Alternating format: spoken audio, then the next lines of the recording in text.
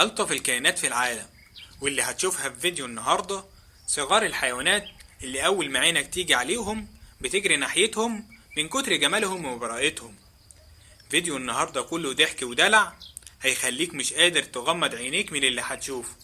خليك معايا للآخر عشان هخطف قلبك من أول لقطة.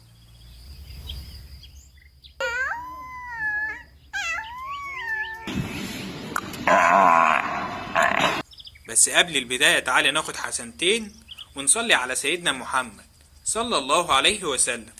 أنا عبد من قناة عين الحياة، دعمني بلايك ودعمني باشتراك، ويلا بينا.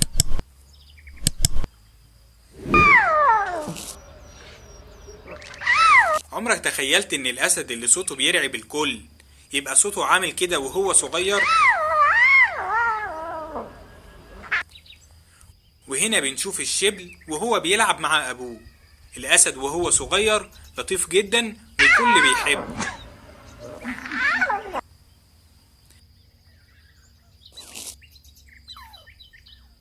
السناجب من الطف الكائنات اللي دايما بنحبها، وهي صغيرة بتبقى الطف بكتير.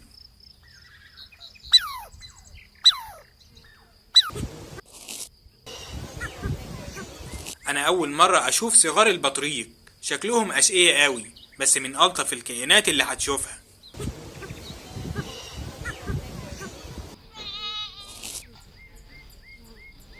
المعزة الصغيرة، ودي محدش يختلف عليها، الطف كائن في العالم. ممكن تفضل تلعب معاها ومستحيل تزهق منها. هنا بقى بنشوف مشهد من الطف المشاهد في العالم واللي ممكن تشوفها في حياتك.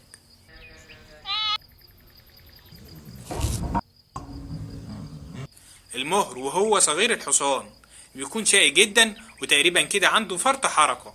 كائن لطيف جدا في شكله، وكمان لطيف وانت بتتعامل معاه.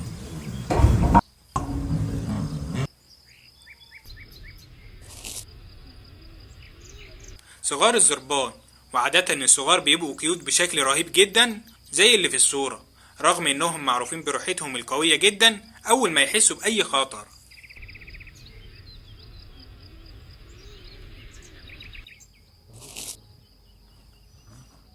صغير الغوريلا فضولي جدا، بيحب يقلد الكبار في الوقوف والمشي، لكن بيحبوا اللعب وبيعملوا حركات تخطف القلب.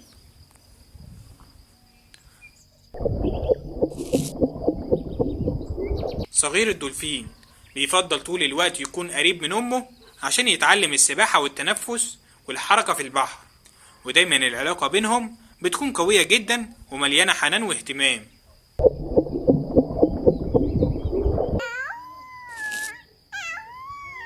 ده صغير ذئب، وبيبان من شكله انه لسه صغير جدا، بيحاول يطلع أصوات زي العواء بتاع الذئاب الكبار.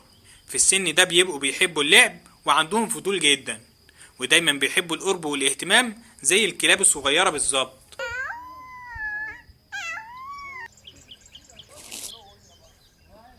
ده صغير الحمار، واللي بنقول عليه الجحش، وبيبان انه فرحان وبيجري ويلعب، لان الصغير في السن ده بيكون مليان طاقة وبيعمل حركات عشوائية وكيوت تخلي اي حد يضحك اول ما يشوفه.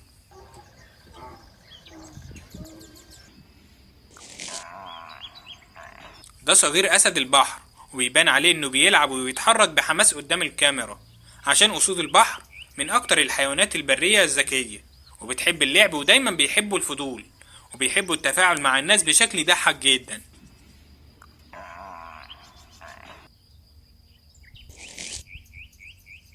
ده صغير الألباك، والألباكة الصغيرة معروفة بشكلها الكيوت وفروها الناعم جدا، ودايما بيبقوا هادين ولطاف، وشكلهم الجميل يخليك عايز تفضل تلعب معاهم طول الوقت.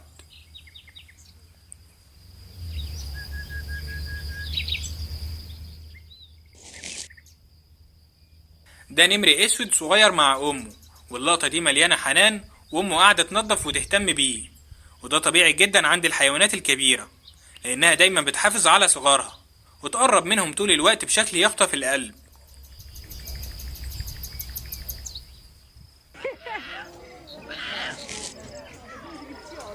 ده شبل نمر ابيض صغير لسه بيتعلم المشي والحركة، لان الاشبال الصغيرة في السن ده بيبقوا صغيرين وضعاف شوية، لكن في نفس الوقت فضوليين وبيحبوا اللعب جدا، وكل حركة منهم بتكون كيوت بشكل رهيب.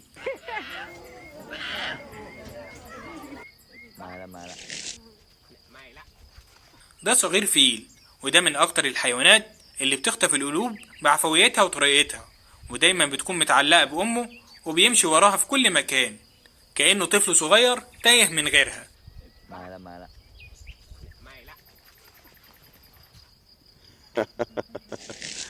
ايوه يعني. ده صغير زرافة لسه بيتعلم يتحكم في رجليه الطويلة، عشان صغار الزرافة بيبقوا متلخبطين شوية في المشي أول فترة، وده اللي بيخلي شكلهم وحركتهم كيوت ومضحكة جدا. ايوه يعني.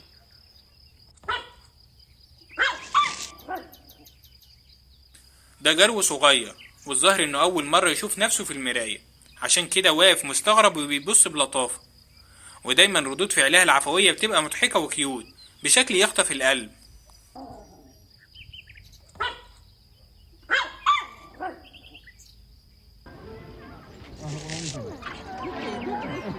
دول صغار قرود، وبيبان عليهم النشاط والفضول وهم بيجروا ورا بعض، لأن صغار القرود معروفين بالحركة واللعب طول الوقت، ودايما بيعملوا لقطات ممكن تخليك تفضل تتفرج عليهم من غير ما تمل.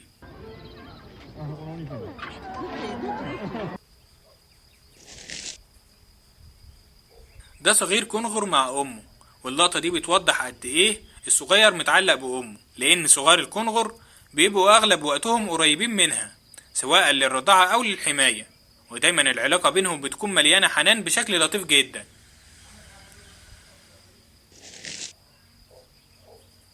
ده شبل نمر صغير بيلعب مع جارو، واللقطة دي من ألطف الحاجات اللي ممكن تشوفها، لأن الاتنين واضح عليهم الفضول وحب اللعب، وكل واحد فيهم بيحاول يتعرف على التاني بطريقته العفوية والكيوتة جدا.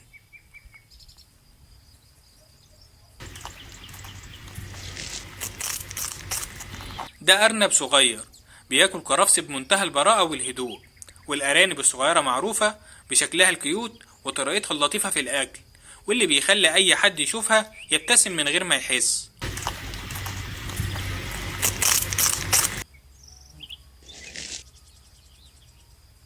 ده باندا حمرا، والباندا الحمرا من أكتر الحيوانات الكيوت في العالم بسبب شكلها اللطيف وحركتها العفوية، ووقت الأكل بالذات بيبقوا مركزين بطريقة تضحك وتخطف القلب جدا.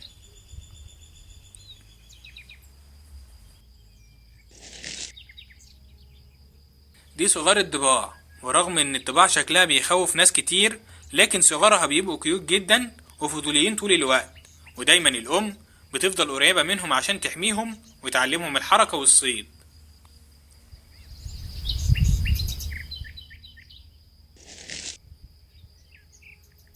ده صغير راكون، وصغير الراكون معروفين بفضولهم وحبهم للاستكشاف، وبيحبوا يلمسوا ويجروا أي حاجة حواليهم، وده اللي بيخلي تصرفاتهم دايما كيوت ومضحكة بشكل رهيب.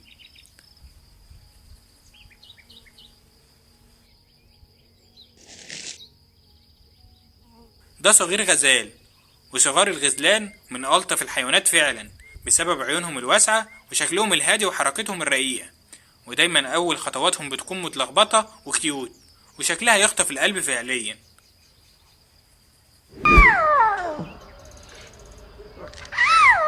وبكده نكون شفنا مع بعض جرعة لطافة مستحيل تتكرر من ألطف صغار الحيوانات في العالم، لقطات تخطف القلب وتخليك تبتسم من غير ما تحس. وقولولنا بقى مين أكتر حيوان كسب قلبكم في الفيديو، ولو عايزين أجزاء تانية ما تنسوش اللايك والاشتراك عشان يوصل لكم كل جديد، وخليكم دايما مستعدين علشان اللي جاي أقوى إن شاء الله. وما تنسوش تدعوا لإخواتنا في فلسطين، رب الخير لا يأتي إلا بالخير. سلام.